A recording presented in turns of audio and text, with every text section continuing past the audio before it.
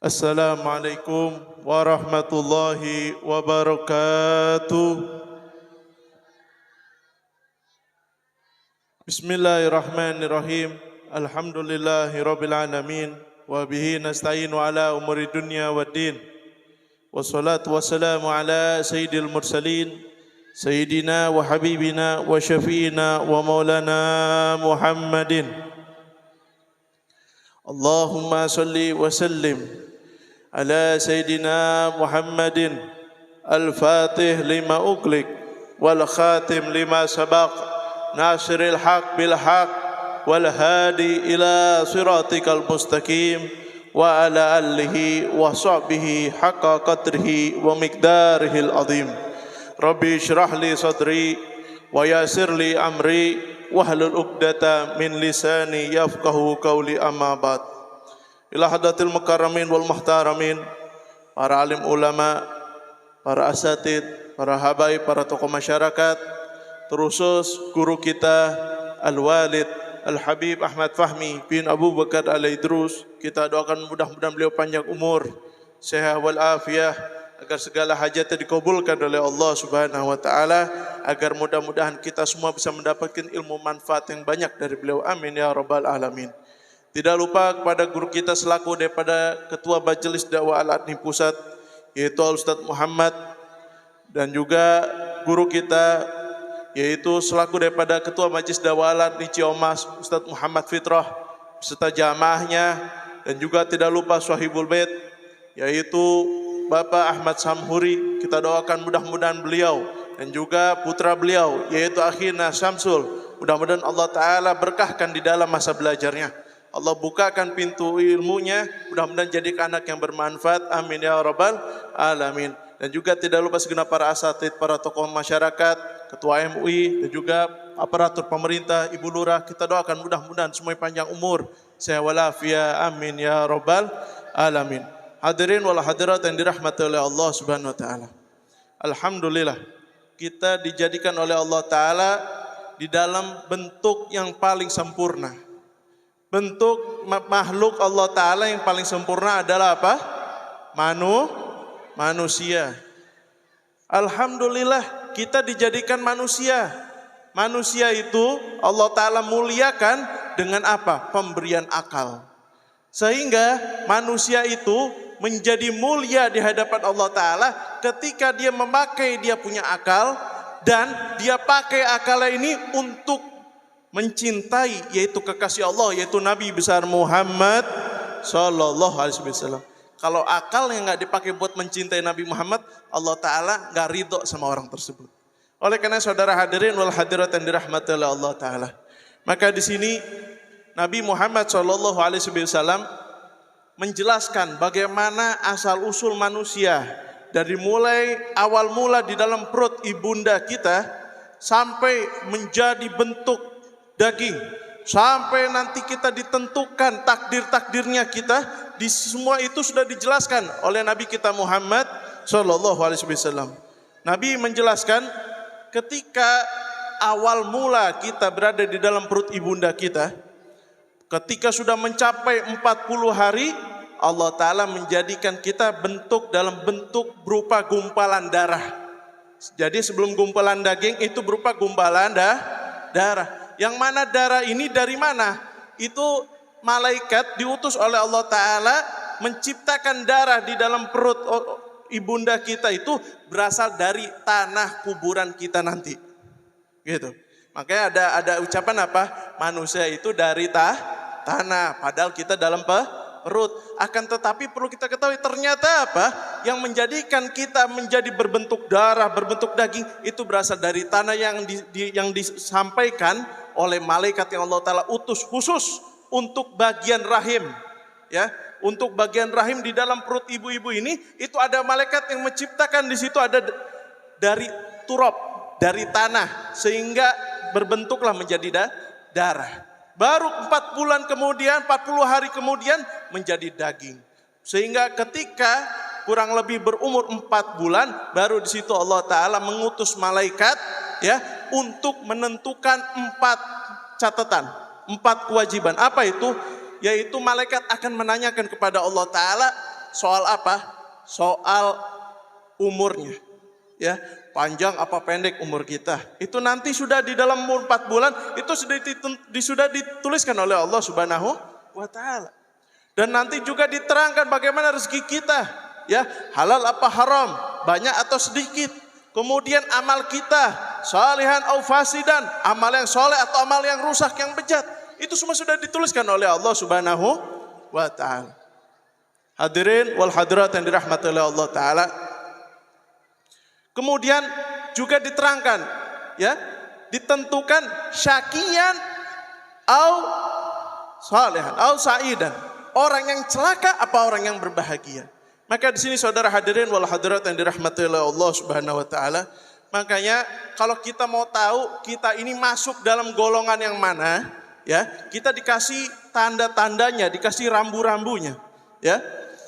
Sebab Allah taala itu, ya, dikatakan oleh Nabi SAW, Allah taala kalau sudah menciptakan ini orang, ya, orang ini bakal menjadi ahli nar, penduduk api neraka. Walaupun waktu hidupnya amalnya ahlul jannah, ya, sampai-sampai, ya, dia itu saking banyaknya beramal dengan amalannya penduduk surga, sampai-sampai dengan surga itu seolah-olah udah kayak di depan mata.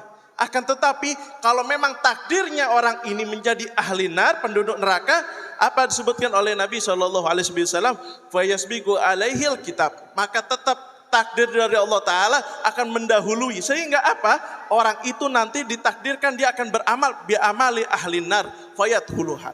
Sehingga, ya, yang awal mulai dia beramal amal ahli jannah, ahli surga, ketika memang takdirnya ini bakal masuk neraka, nanti di ujung umurnya dia akan beramal dengan amal ahli neraka. Sehingga apa? Gak jadi masuk surga, akhirnya apa? Dimasukkan ke dalam api neraka. Na'udzubillah min dzalik. Begitu juga sebaliknya. Maka di sini saudara hadirin wal hadirat yang dirahmati oleh Allah Ta'ala, ada satu kisah, ada satu orang lelaki muslim jatuh cinta sama perempuan Nasrani. Nasrani itu, ya, itu bahasa kitab. Ya, kalau misalkan orang kita biasa nyebut orang Kristen. Ya, itu orang Islam, si lelaki muslim ini jatuh cinta sama perempuan Nasrani. Kemudian pada satu ketika dia sudah menjumpai daripada sakit yang mendekati kematian, udah mulai sakaratul maut. Kemudian ini lelaki muslim dia bilang, ya Allah, saya nggak bisa menikahi dia di dunia. Nanti juga di akhirat juga kayak saya nggak bakalan bisa berjumpa dengan dia. Kalau gitu saya mau masuk Kristen aja. Akhirnya apa? Meninggal dalam keadaan Nasrani, masuk Kristen. Na'udzubillah min. Yang perempuan nggak tahu. Dan yang perempuan ini ketika sudah sakit menuju kematiannya, sebaliknya dia juga sama berpikir, saya nggak bisa nikah sama si lelaki tersebut, yaitu lelaki muslim yang saya cintai. Akhirnya apa? Dan saya tahu nanti di akhirat saya juga nggak bisa kumpul sama dia karena saya Nasrani. Saya pengen kumpul dengan dia, maka saya pengen masuk Islam. Akhirnya yang Kristen itu, perempuan Kristen, dia masuk Islam, yang laki malah masuk Kristen. Na'udzubillah min dzalik. Juga ada satu kisah lagi, satu orang masuk ke negeri Rum, yaitu bangsa Romawi. Ya, bangsa Romawi, dia jatuh cinta dengan satu orang budak. Ya, dia jatuh cinta ketika dia mau melamar, tidak diperbolehkan sama warga sekitar, kecuali kamu mau masuk Kristen. Akhirnya, ya sudah saya mau kalau gitu. Dia mau masuk Kristen, akhirnya apa? Dibawa ke gereja, dibaptis, akhirnya masuk Kristen. Ketika sudah menjadi Nasrani, dia datangi si perempuan itu, akhirnya apa? Bukannya diterima, malah diludahin mukanya. Malah diludahin sama itu perempuan. Akhirnya apa? Si perempuan itu malah marah. Kamu meninggalkan agama kamu yang hak demi syahwat. Maka kalau kayak gitu, saya lebih percaya dengan agama kamu daripada kamu yang meninggalkan agama kamu untuk syahwat. Akhirnya apa? Yang muslim menjadi Kristen, yang Kristen menjadi muslim. Lihatlah di sini saudara hadirin, ya. Makanya kita perhatikan bersama-sama, ya. Perhatikan bersama-sama. Lihat, Allah Ta'ala sangat mudah merubah takdir seseorang. Maka di sini yang harus kita khawatirkan, bagaimana kita itu tetap terjaga menjadi mukmin dan muslim yang sejati. Betul? Betul? Bagaimana caranya? Gampang, rajin baca ratib, rajin hadir majelis. Kalau kita rajin membaca ratib, kenapa? Ratib ini akan menanam dan menguatkan di dalam hati kita. Karena dalam hati itu ada pohon keimanan, ya. Yang mana yang namanya pohon, kalau nggak disiramin bakalan mati. Lambat laun akan layu-layu, akhirnya mati, tumbang pohon tersebut. Maka di sini bagaimana pohon ini tetap hidup, tetap segar? Maka harus disirami. Siramnya dengan apa? Bukan dengan air hujan, disirami dengan ratib, disirami dengan zikir, disirami dengan sholawat, sehingga pohon itu akan subur, makmur, sehingga akan keluar buah daripada pohon tersebut, yaitu disebut dengan buah ketakwaan. Itulah hasil daripada pohon keimanan. Oleh karena saudara hadirin wal hadirat yang dirahmati oleh Allah Subhanahu wa taala, maka di sini disebutkan oleh sebagian ulama asbabusul khatimah, ya, penyebab-penyebab daripada meninggal suul khatimah. Hati-hati jangan kebalik. Husnul khatimah itu mati yang baik, bagus, ya. Ingat-ingat kalau ada kalimat husnu depannya ha, itu yang bagus. Kadang-kadang kita suka berdoa kebalik, ya Allah berikan saya mati yang sul khatimah, naudzubillah. Ya, loba tuh nukos gitu. Ini akibat apa? Tarang ngaji, betul. Hari kana pagawean nomor hiji, kapasar nomor hiji, betul.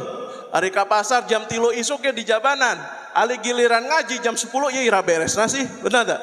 Ya, kasih hujan kita nggak kuat, tapi giliran buat dangdutan, ya Allah ya Robi, sambar geledek dijabanin, betul nggak? Nah ini kita. Maka di sini saudara hadirin wal hadirat yang dirahmati Allah Taala.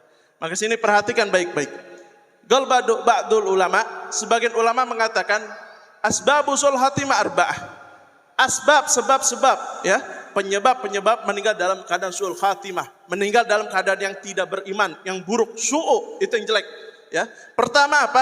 At-tahawan ala sholah, at-takassal, yaitu apa? Meremehkan, ngegampangin sholat, sehingga apa? Bermalas-malasan, betul tidak? Ini sekarang kita hati-hati, ada virus yang lebih bahaya. Apa itu? Virus meremehkan sholat, ngegampangin sholat. Angke wae, waktu sholat mah panjang. Ingat, sholat Allah Ta'ala, waktu sholat Allah Ta'ala berikan panjang bukan untuk bermalas-malasan, tetapi ini adalah rahmat dari Allah Ta'ala bagi siapa? Bagi orang yang punya udzur. Kalau dia dalam perjalanan, kalau dia sedang tidak berpakaian yang bersih, dia sedang dalam keadaan susah, ya, sehingga Allah Ta'ala berikan waktu yang panjang untuk dia bisa sholat. Bukan berarti kita sedang keadaan santai, lagi enak, terus mentang-mentang waktunya panjang, kita malas-malasan. Jangan, saudara hadirin. Ingat, disebutkan orang yang menunda-nunda sholat, ya, itu juga bagian daripada dosa besar. Padahal dia tahu, ini waktunya sholat. Dia sadar, ini waktunya sholat. Dia dengar azan, tapi dia sengaja bermalas-malasan. Atau juga kalau ibu punya anak, ya, ibu tahu anak ibu ini belum sholat, ya, dan ibu biarkan, itu sama juga orang tuanya dapat dosa. Maka di sini jangan membiarkan anak atau saudara belum sholat dibiarin, jangan.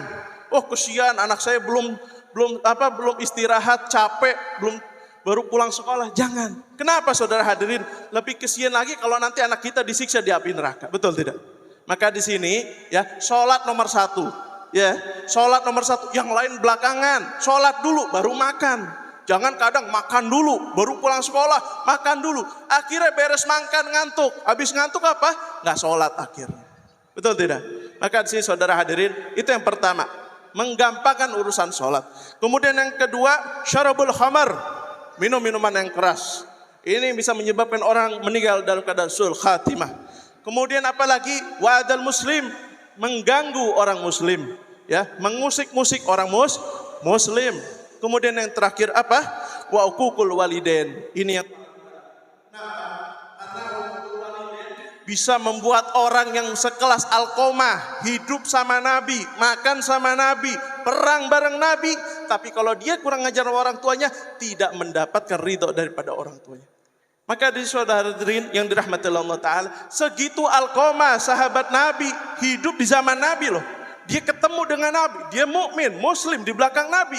Dia ikut perang bersama Nabi, masih bisa terhalang hanya karena sebab dia pelototin ibunya. Bagaimana dengan kita yang bukan sahabat, bukan tabiin? Maka di sini saudara hadirin, jangan pernah menggampangkan urusan daripada uququl walidain, yaitu durhaka kepada orang tua. Kenapa? Durhaka kepada orang tua bisa menyebabkan tidak dapat syafaat Nabi Muhammad Sallallahu Alaihi Wasallam. Hati-hati. Jangan kita mentang-mentang kita banyak baca sholawat, kita sering sholawatan kosidahan, terus kita menggampangkan urusan uququl walidain. Hati-hati, ya, itu urusan orang tua urusan yang paling penting. Oleh karena saudara hadirin wal hadirat yang dirahmati oleh Allah Ta'ala, maka di sini marilah sama-sama kita berharap, kita berdoa kepada Allah Ta'ala agar kita meninggal dalam keadaan husnul khatimah. Amin ya rabbal alamin. Walfu minkum. Assalamualaikum warahmatullahi wabarakatuh.